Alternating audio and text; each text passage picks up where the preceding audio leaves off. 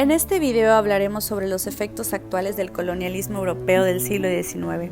Para empezar, tenemos que mencionar que el colonialismo es el periodo de la historia que va de 1873 a 1914, por lo que coincide cronológicamente con un momento avanzado de la Segunda Revolución Industrial.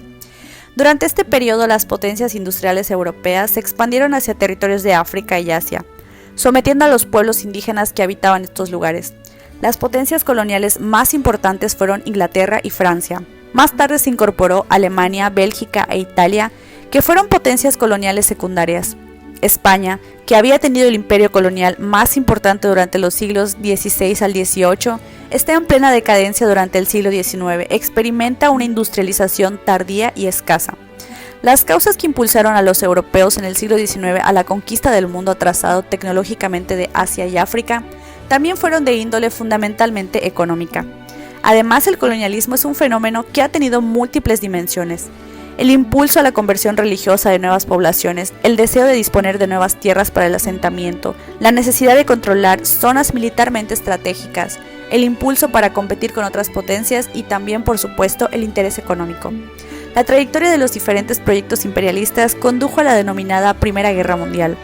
El resto de las consecuencias tienen que ver con la situación interna de las colonias, como a continuación mencionaremos algunas consecuencias que el colonialismo tuvo en las sociedades indígenas.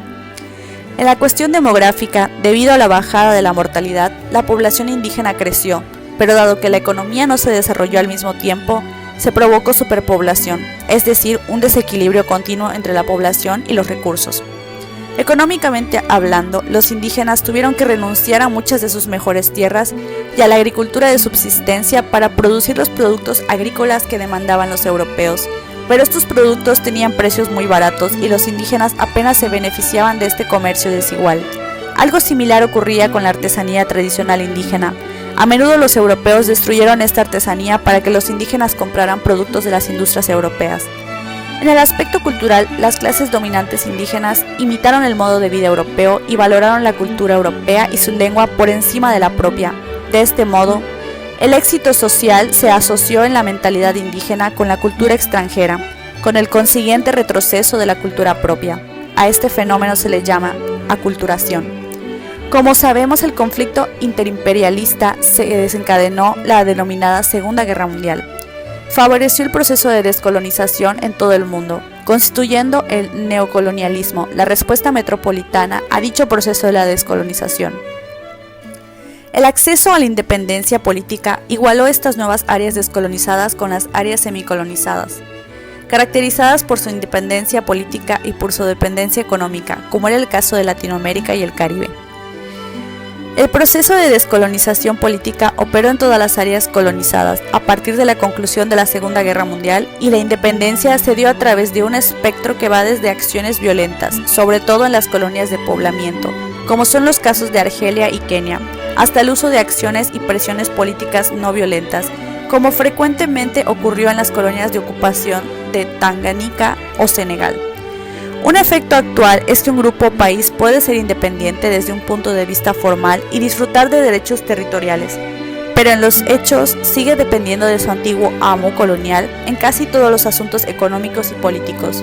Pero por el contrario, es posible que un grupo todavía comparta la misma asociación política con un antiguo amo colonial, pero puede que sus miembros ahora estén completamente emancipados, lo cual refleja los criterios de igualdad y reciprocidad. Otro efecto actual que consideramos consecuencia del colonialismo es que el uso de palabras como salvajes, primitivos, mestizos u orientales evocan determinados sujetos y comportamientos, indican que existe la presencia de un racismo inconsciente y a menudo negado. Una repercusión más guarda relación con la actualidad. Actualmente existe una nueva forma de pensar acerca de las actuales relaciones políticas entre estados. Aun si las prácticas de interacción actuales ya no afectan más los derechos territoriales de los grupos, cuando la igualdad y la reciprocidad son violadas en la comunicación y el intercambio, es posible que todavía haya bases para criticar estas prácticas por su naturaleza neocolonial. Ya sea que estas prácticas sean características del comportamiento de un solo país, como Estados Unidos, o de un conjunto de países que trabajen de manera concertada, como la Unión Europea, ya sea que solamente se extiendan en relaciones comerciales o que también incluyan una dimensión social, política y cultural, es necesario considerarlas como modelos específicos de asociación política. El colonialismo sigue siendo un mal, es un mal que encarna una forma de relación política moralmente objetable.